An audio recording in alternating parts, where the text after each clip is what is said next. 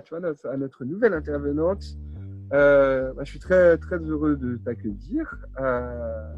Alicia aussi, hein, je ne Oui, dis rien, mais salut. tout autant. Je vais te proposer de te présenter, du coup, de nous dire ton prénom, d'où tu viens et où est-ce que tu es confiné. Et puis, si ça ne te dérange pas, ton âge. C'est à toi. Ok, bonjour tous les deux. Moi, je m'appelle Sarah Salmona et je suis de région parisienne dans les Yvelines, à Saint-Germain-en-Laye. Et là, je suis confinée chez mes parents à la montagne, à Combloux exactement, un petit village en Savoie. Et voilà, c'est mes parents qui ont pris le relais de mes auxiliaires pour éviter d'être exposés au virus. Et j'ai 35 ans, voilà, et je suis prof de français. Waouh, c'est une bien belle présentation. Tu te... Ouais, c'est cool là d'être en Savoie, du coup, j'imagine. Très très cool, parce qu'évidemment, il y a des beaux paysages en fait. Ouais, Bon, alors là, on a un rideau de pluie, mais je crois que c'est un peu partout pareil. En France, je sais pas. ouais. Mais non, je me plains pas du tout, hein. Là, à ce niveau, je suis bien. Pareil, ici, c'est pas forcément le mieux niveau temps, mais il y a une petite éclaircie qui arrive, donc on s'y retrouve. L'un dans l'autre, on s'y retrouve. Qu'est-ce que tu voulais nous raconter, du coup, aujourd'hui? Moi, il y a un sujet sur lequel j'avais un peu réfléchi. Mhm. C'est la représentation des personnes en situation de handicap. Et dans les médias ou dans les images que les gens ont, comme ça, les représentations qu'ils ont. Et je trouve qu'on est dans un écueil, c'est-à-dire que soit on est un peu surestimé, c'est-à-dire on trouve les personnes en situation de handicap admirables, courageuses, ou alors on est sous-estimé, c'est-à-dire on n'est pas capable d'eux, et puis on est à plaindre. Voilà. Et donc l'écueil, c'est qu'en fait on n'arrive pas, et c'est difficile, et moi je l'ai ressenti hein, dans mon parcours, à à exister vraiment pour ce qu'on est, Mhm. parce qu'on est un peu pris dans ces deux images qui nous collent à la peau, et en fait il faut un peu se battre en permanence pour les casser, ces images.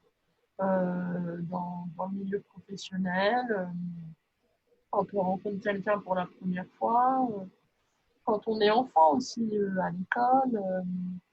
Voilà, donc c'est en fait un parcours à faire, et puis on peut un peu s'y perdre en se disant, bah, en fait, je suis quoi là-dedans?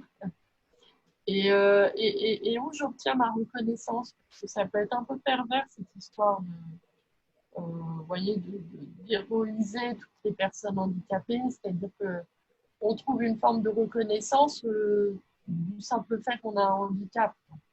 Ouais. Euh, Peut-être qu'on a un handicap, tout de suite on a un droit aux éloges. Mhm. Et on peut se dire, ah bah c'est chouette parce que les gens m'aiment bien, parce que on dit que je suis courageuse et combative et tout. Oui, tu deviens cette leçon de vie.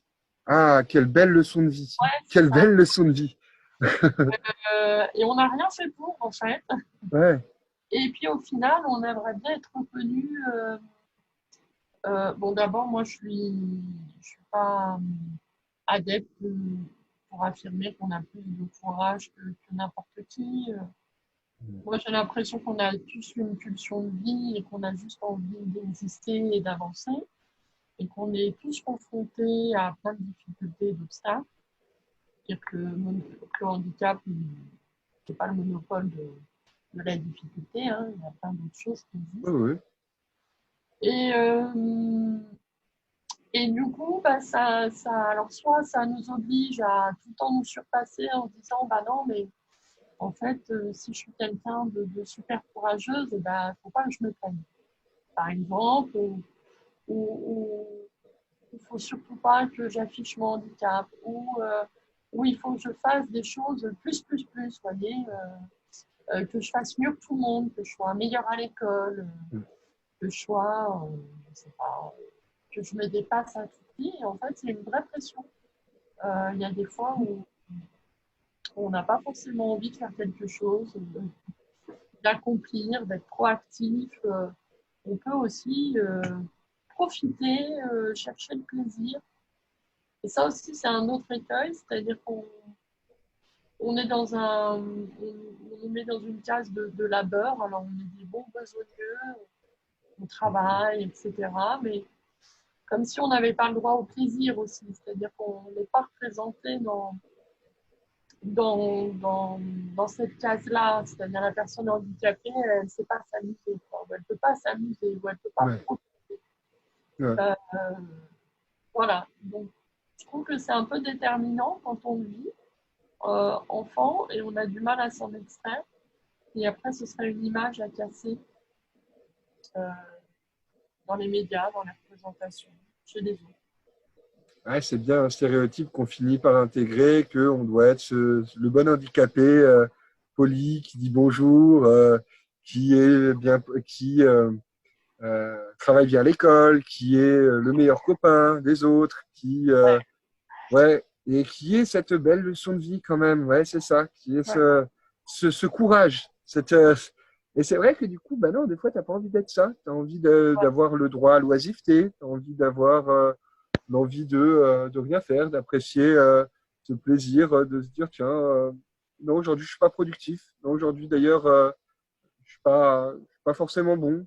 Je suis plutôt moyen. Est-ce que, ouais, cette idée d'être extraordinairement ordinaire, c'est pas ça qu'on recherche, et d'être représenté au-delà de son handicap, bah, comme tout un chacun, une personne sociale qui a des envies, qui a des plaisirs. Ouais. T'as un petit point de vue là-dessus, toi, Alicia, ça te parle, ça? Moi, ça me parle vachement. C'est clairement un truc que. Ça- ouais, le moment où on aurait envie de se retrouver sans pression et sans calcul, sans préméditation aussi, parce que je pense que tu as parlé de oisiveté, tu as parlé de plaisir, il y a aussi la spontanéité, quoi. La spontanéité du quotidien, parce que la réalité aussi a fait que les personnes en situation de handicap sont vues comme des battants, des gens qui se battent et qui sont obligés de se battre au quotidien pour faire tout et n'importe quoi. Alors effectivement, je pense que des fois, les gestes simples, ça peut demander une double énergie, peut-être une double dose d'intelligence, parce qu'il faut s'y prendre à l'avance, il faut organiser ses journées, mais en même temps, euh, c'est pas dans un but extraordinaire, comme disait Sarah. En fait, on n'a rien fait on n'a rien fait pour être exceptionnel. C'est-à-dire que notre idée à la base, bah, c'était juste de profiter, de vivre et de faire ce dont on avait envie tout de suite maintenant. Et après, les contraintes extérieures peuvent nous rendre moins ordinaires et plus héroïques parce que ça demande des efforts pour arriver à ce petit bonheur, en fait. Mais au final, je pense que les intentions, bah, elles sont humaines et c'est bien d'en parler, quoi. Moi aussi, ça me fait du bien et je me sens moins seule, là, tout de suite, du coup, dans cette recherche de spontanéité et de liberté, hein, c'est aussi ça, non? Ça, Bah ouais, la liberté d'être connu en fait pour ce qu'on est. Voilà, quelqu'un qui a en fait à peu près les mêmes désirs que tout le monde. Quelqu'un d'assez banal finalement. Ouais, la recherche de la banalité. Tu allée la chercher comment, toi, cette banalité, Sarah? Franchement, j'ai été aidée, c'est-à-dire que par exemple pour me construire en tant que femme en fait, Ouais. je me voyais personne en fauteuil, un peu infantilisée. J'avais la casquette, comme tu disais, de la bonne élève, de la bonne amie, de celle qui fait plaisir aux autres, en fait. Et puis, l'idée d'avoir des désirs pour moi, d'être une femme, d'être dans la séduction, tout ça, c'était complètement mis de côté. Euh, et, euh, et donc ça, c'est des choses, somme toute banales, en fait, qui font partie d'une croissance, du fait de devenir adulte, hein, rien que le fait d'être adulte, en fait, de se sentir adulte. Et moi, j'ai été, en fait, c'est le regard de l'autre qui m'a aidé à passer cette étape. Évidemment, j'avais le désir en moi, mais je me l'interdisais pour plein de raisons. Et bah voilà, il y a eu des rencontres, alors soit de femmes en fauteuil qui étaient un peu plus âgées que moi et en qui j'ai pu me reconnaître et croire en cette image et me dire, bah, moi aussi, j'ai le droit d'être femme comme elle parce qu'elle l'est et parce que ça se voit. J'ai été suivie aussi par une psychologue qui m'a vraiment ouvert les portes. Et je pense que j'ai vraiment eu besoin d'aide. J'aurais peut-être pas réussi à le faire toute seule. Et ça a été une longue maturation, franchement. Hein. Ouais. Ça se fait pas du jour au lendemain. Et je pense que j'y travaille encore. Mais c'est quelque chose qui n'est pas inné. Et en fait, il suffit de pas grand-chose euh, pour que la personne en situation de handicap l'intègre. C'est-à-dire que ce n'était pas du tout un discours que j'avais des autres quand j'étais enfant, quand j'étais ado, quand personne ne me renvoyait cette image. Un jour, tu seras femme et tu deviens une femme et tu l'es. Non, tout ça, on est aussi un peu des individus à part, asexués. Ouais. On est de l'ordre voilà, des sacro-saints, je sais pas, on est un peu dans une espèce de zone à part. Et, euh, et voilà, moi c'est les autres qui m'ont vraiment fait rentrer dans, dans, dans mon droit d'être quelqu'un de somme toute banal. Tes parents, ils t'ont un peu, je sais pas si quel rôle jouent les parents là-dedans. Moi, je sais que dans mon cas, mes parents, ils m'ont toujours laissé vivre ma vie comme je le souhaitais, ce qui a été assez positif, même s'ils étaient fiers de moi, qui me donnaient cette confiance. Et je sais que je pense que mes parents ont joué un rôle dans cette capacité à pas forcément intégrer ce truc de euh, soit le parfait, le handicapé parfait qui fait tout bien, soit le handicapé un peu pauvre à qui on doit prendre soin. Je sais que moi, ils m'ont toujours laissé un peu la porte ouverte là-dessus en disant bah, vis ta vie comme tu le veux et Ouais, des gens très, très ouverts d'esprit, ce qui m'a ouais, amené vraiment à me réaliser comme je le souhaitais. Je sais pas toi comment. Et et puis en ben tant moi, que femme, même, tu vois, en tant que femme, je sais pas toi aussi, Alicia, quel rôle jouent tes parents là-dedans. Désolé, hein, Non, bah, moi c'est pareil. Moi j'ai deux frères, donc je suis la seule fille parmi une famille avec deux autres garçons. Je suis l'aînée. Et c'est vrai qu'on a tous été éduqués plus ou moins pareil. Mais en fait, je pense que mes parents aussi m'ont toujours poussé à évoluer dans un milieu ordinaire et à faire mes propres expériences. Mais c'est vrai que je pense que tout parent est fier aussi de la réussite de ses enfants. Et du coup, naturellement, tu vois, ils ont tendance à exagérer un petit peu tes réussites parfois. Quand t'es petit, enfin, je pense que tout le monde n'a pas cette chance, mais c'est vrai que tu vois, ils ont tendance à ah, c'est bien, t'as fini ton assiette, c'est super, tu vois, c'est merveilleux. Ouais, et quand tu obtiens ton master, ah, c'est super, c'est génial. Tout ça. c'est quelque Mais chose aussi. il y a une fierté. Et en même temps, c'est un peu paradoxal parce que je me dis que, certes, on n'est pas des super-héros. Et on ne doit pas être considéré en tant que tel parce que ça nous met sur un piédestal, comme disait Sarah. Quelque part, ça nous rend un peu inaccessible. Et en même temps, c'est paradoxal parce que tu as aussi besoin d'être très fier, Ouais. un peu narcissique et extrêmement fier de toi, extrêmement fier de ce que tu fais pour, pour évoluer, pour être heureux, et pour avoir envie de continuer, pour survivre aussi un peu dans ce monde qui parfois te rabaisse un peu. Enfin, je sais pas ce que vous en pensez. Je pense qu'il faut trouver le juste milieu entre les deux, en fait. ouais, c'est-à-dire qu'il ne faut pas non plus tomber dans. Évidemment, on a besoin en fait d'être un peu encouragé, félicité, reconnu.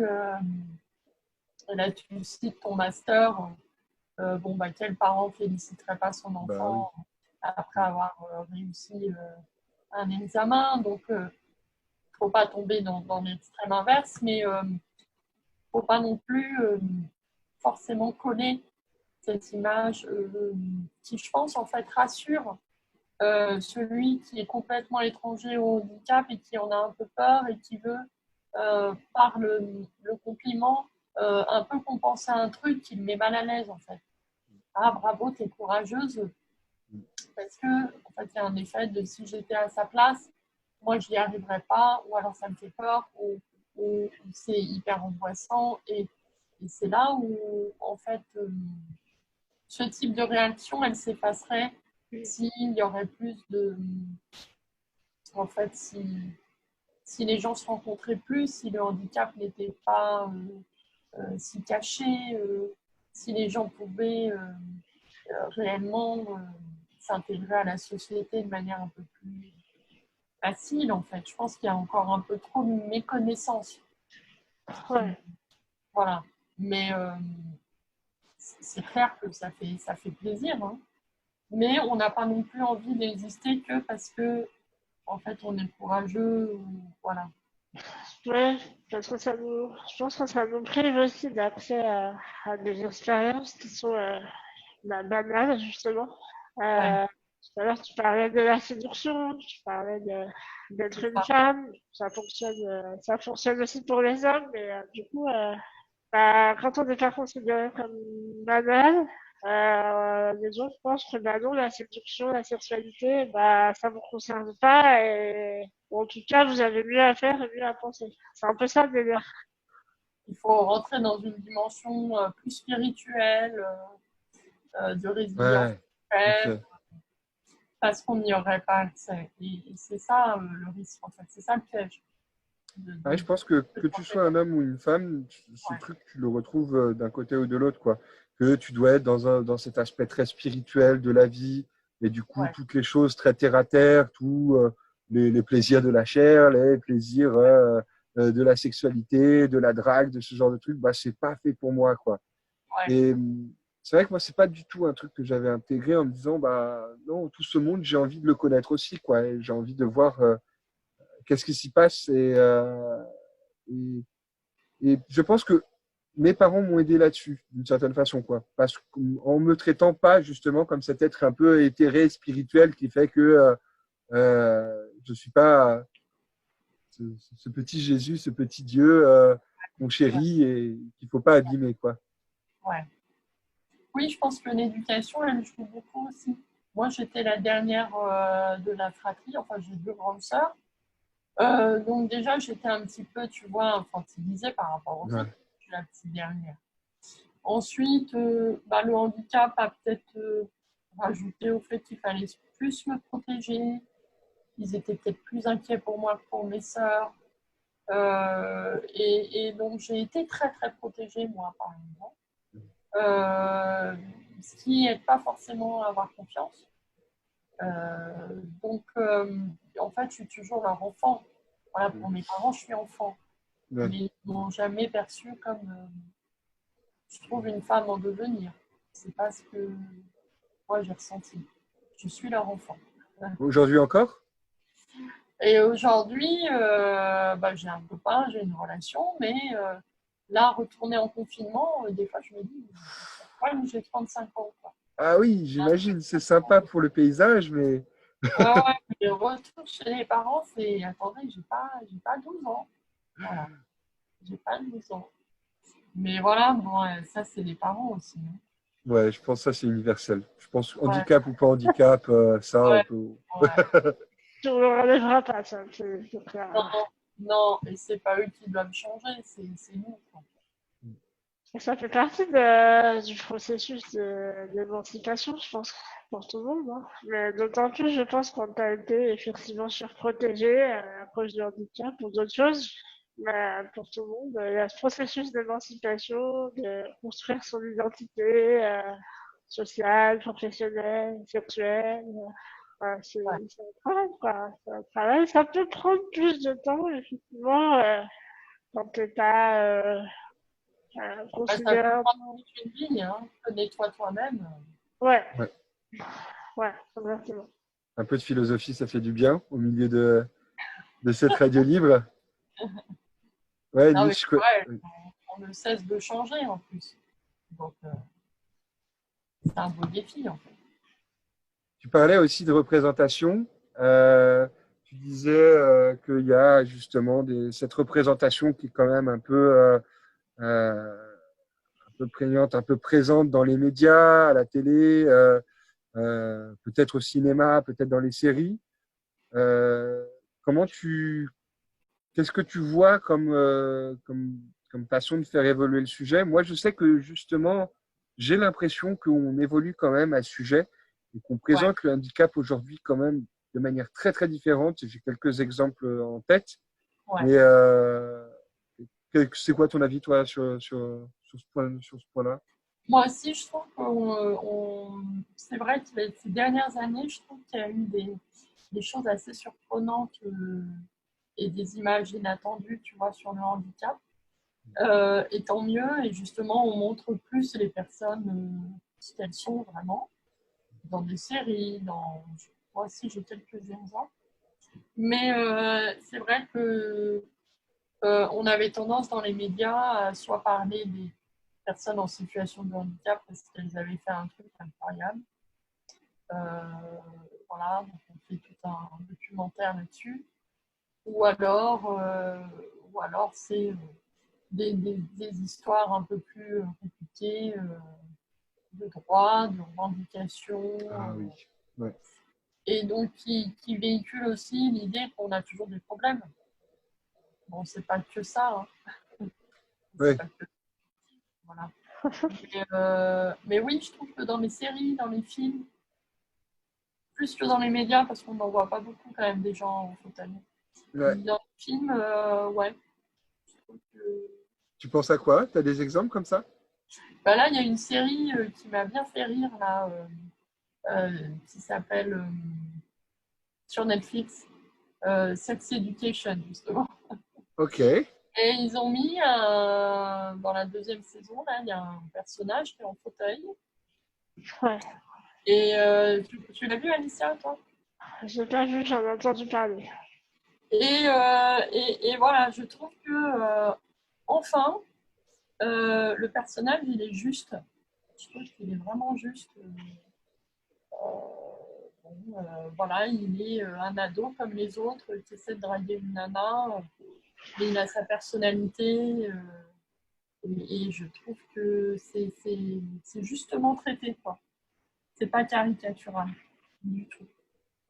Ce qui est important, en fait, dans ce genre de situation, c'est de pas mettre l'handicapé parce qu'il est handicapé, en fait. C'est de le Ouais, mettre dans un rôle qui ouais. correspond, comme tu dis, tu vois. Ah ouais, Oui, là, en fait, c'est un ado. C'est pas, on le met pas là parce qu'il est handicapé, on le met parce que c'est un ado qui a des problématiques d'ado. Et du coup, il répond, en fait, au cahier des charges, quoi. Il répond pas au cahier des charges de l'handicapé qui va être soit faible, soit super-héros, soit machin. Et ça match dans ce cas-là. ouais. Et le personnage est intéressant. Après, je n'ai pas forcément d'autres exemples comme ça sous la main, mais c'est le premier en série Ouais. que je vois et que je trouve percutant. Ah, je sais que Alicia m'avait passé une vidéo là juste avant d'un Canadien qui parlait de ce sujet. Ouais, il parle justement d'une série que j'aime beaucoup qui s'appelle Breaking Bad et dedans Ah il y a le fils de Walter White ah qui a un ouais, handicap et qui en ouais, fait on s'en fout de son handicap. oui, C'est juste aussi un ado quoi. Il est là, ouais. il a ce handicap et il vit dans cette famille et il évolue dans cette famille et j'ai beaucoup aimé. Cette- comment tu as trouvé cette vidéo, toi, Alicia, et qu'est-ce que tu en as retenu? Là, moi, j'ai tapé sur YouTube représentation des personnes handicapées et je suis tombée sur une vidéo sur la représentation des personnes handicapées au cinéma et à la télévision. C'est une chaîne YouTube qui s'appelle AMI, AMI, hein, comme l'amitié, et AMI TV. Même.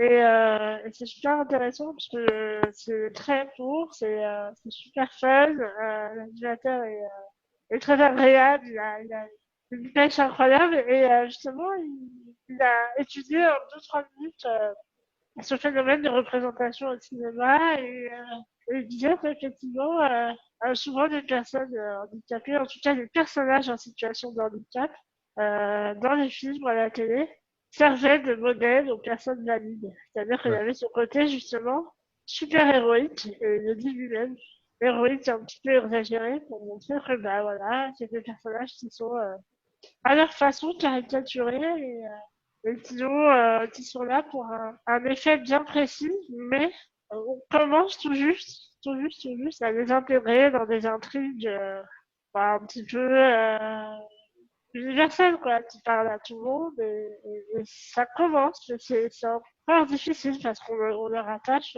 cette étiquette de super-héros et de leçons de vie, justement. Ouais, et tu vois, dans la série de Netflix, là, le gamin qui essaye de séduire, justement, il est manipulateur. Enfin, il n'a pas que des qualités, quoi. Ouais, Euh, forcé. ouais, ouais, il est pas, et c'est ça qui est intéressant. Quand tu dis, justement, il n'est plus modèle, il ne fait pas forcément modèle.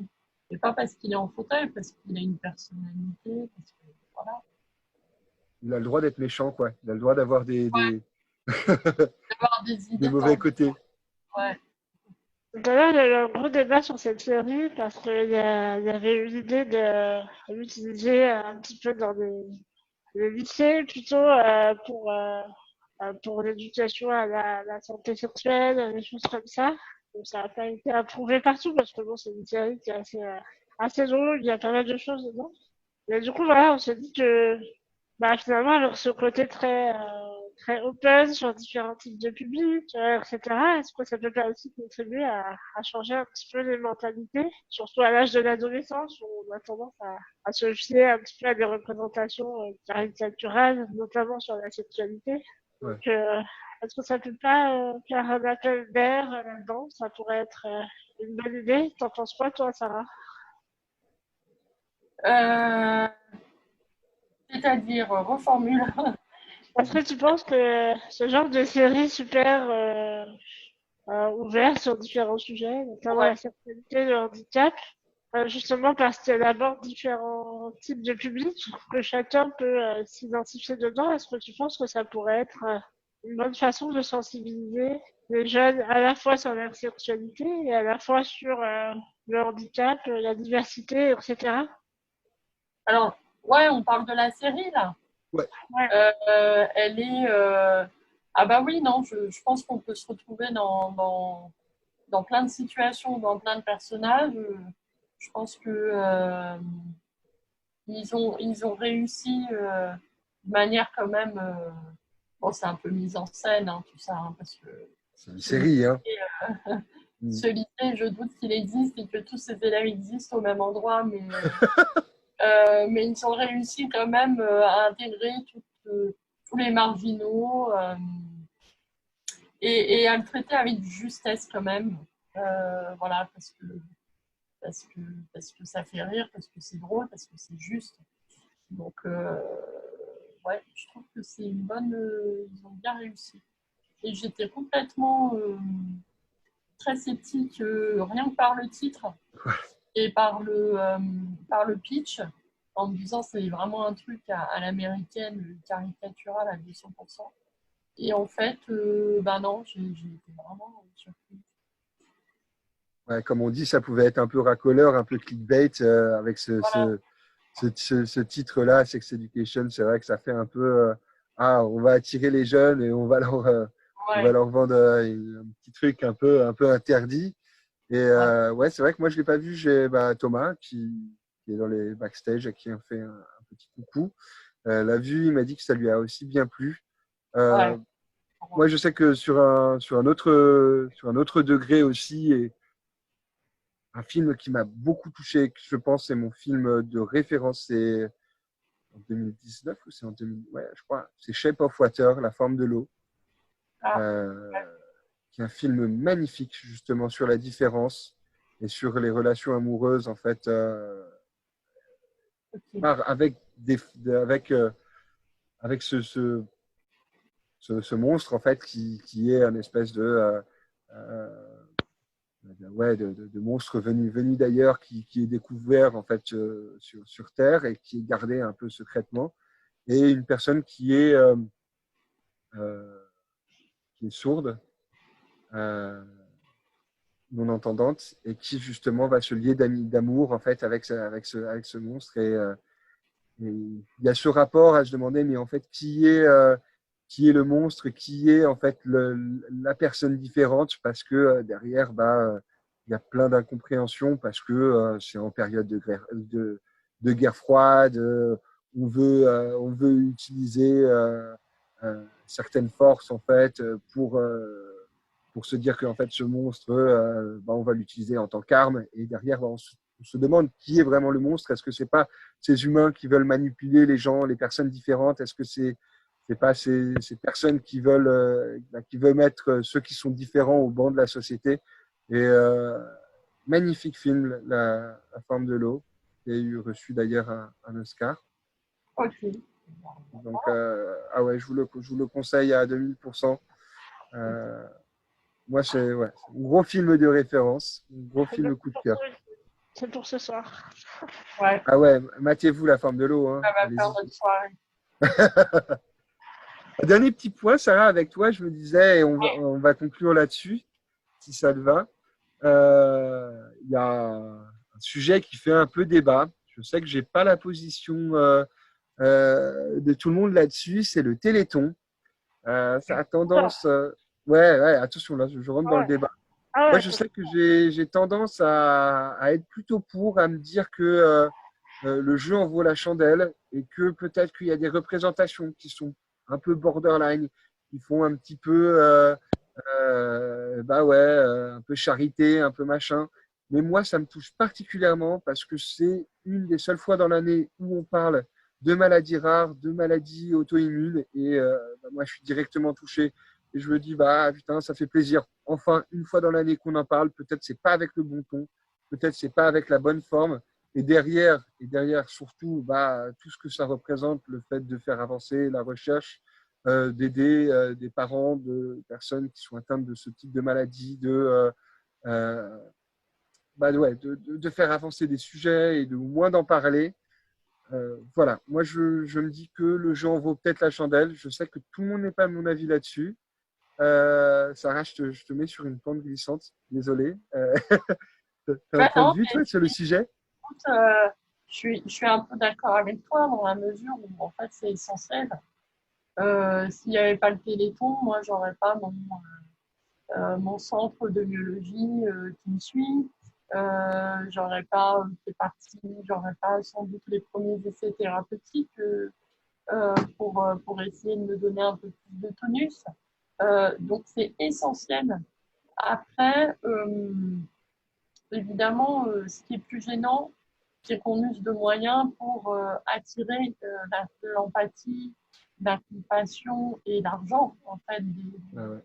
gens, et que on entretient l'image de la personne en situation de handicap qui a besoin d'aide euh, et qui euh, et qui est dans une situation dramatique.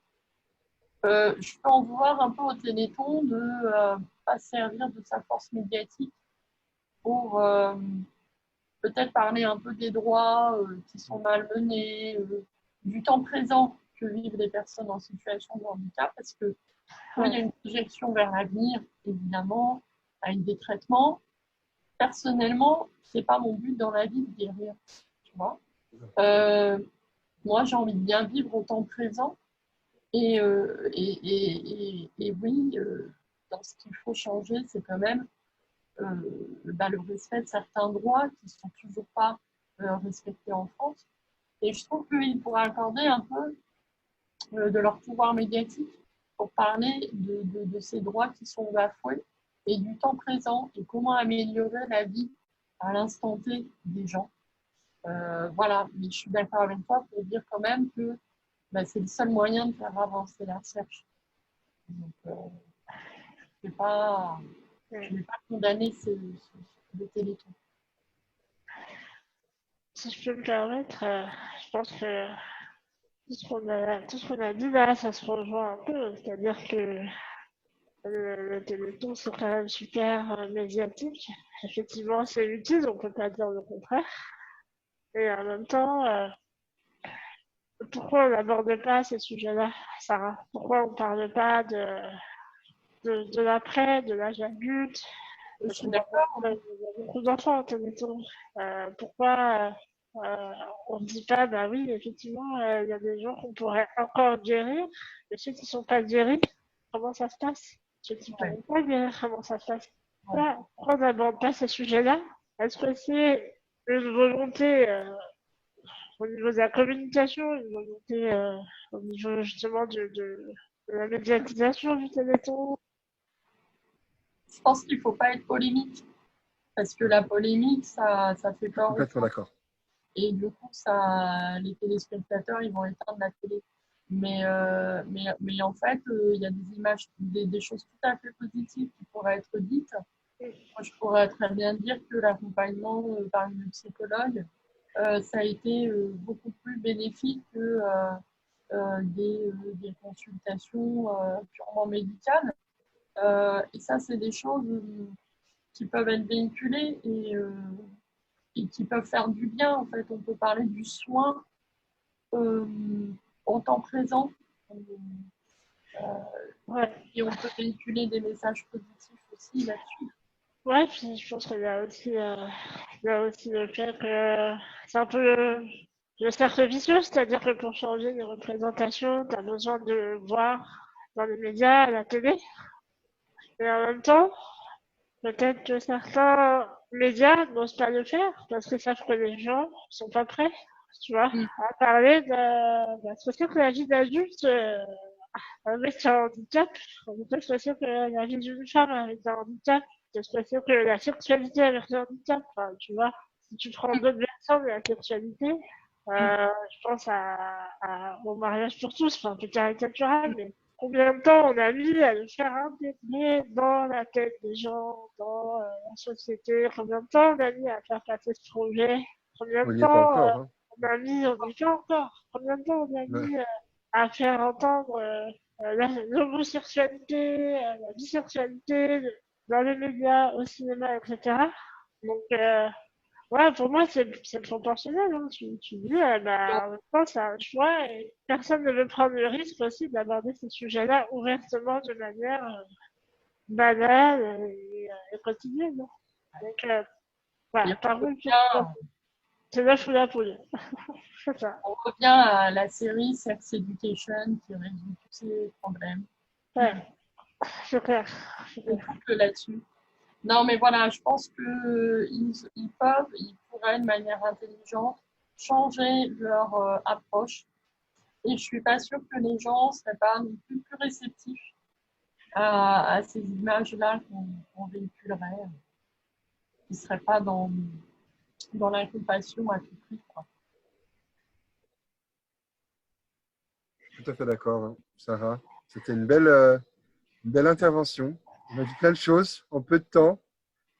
Avec Je te douceur. remercie. Avec douceur, toujours. Bah, bien sûr, là, c'était une émission sur l'amour, le partage. Hein, sur nos trois intervenantes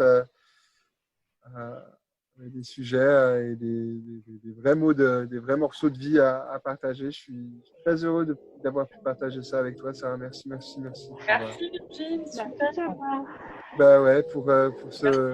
ces beaux morceaux. À très vite, tu es la bienvenue quand tu veux. Avec plaisir. Et ben, bonne soirée à toi et puis à très bientôt. Bonne soirée. Salut. Merci, ciao, Salut. ciao.